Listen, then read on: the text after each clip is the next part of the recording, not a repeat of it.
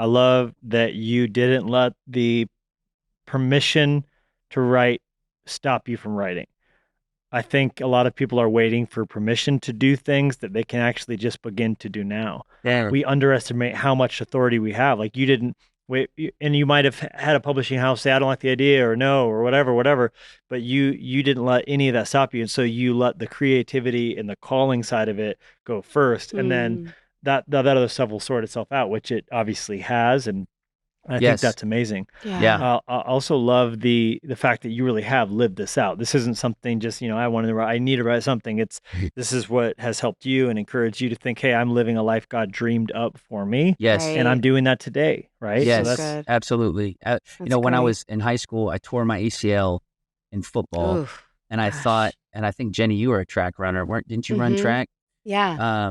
So I ran track, played football, thought football was my purpose. I thought, that's what I thought God had shaped me to do. Tore my ACL, and I was just like, what is going on? Like just my world just caved in. I just didn't know where to go. I was 3 months into accepting Christ. So I was a young believer, Wow. and Wow. I just had a fight of faith on my hands, and I didn't really know really how to handle it.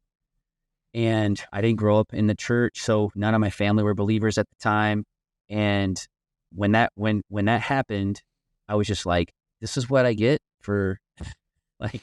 following Christ, like walked away from Right. my friends, all the things that I was doing that were unhealthy, trying my best to please God and honor God. And when that happened, I just like, wow.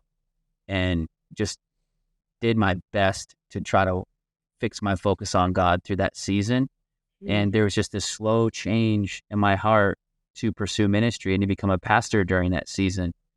And so basically all that to say, it was one of the most painful seasons I've ever went through in my life, but God used that to propel me into my destiny. He used that pain to Wow. ultimately get me into the places and spaces that I am now. So in hindsight, I look back and I go, wow, I thank God for that. Had that Wow. had Yeah. That's that My good. injury not goodness. happen, I wouldn't be where I am now.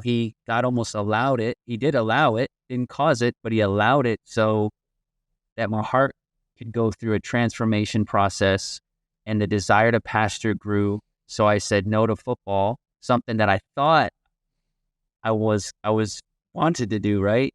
But God shifted my heart to something that I was made to do.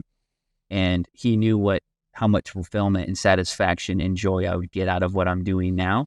And so, yeah, when you say like, this is a message you live, like even through painful, very hard situations, and I even write about that in the book, um, I can look back and go, I can thank God for even the hardest situations with the right perspective.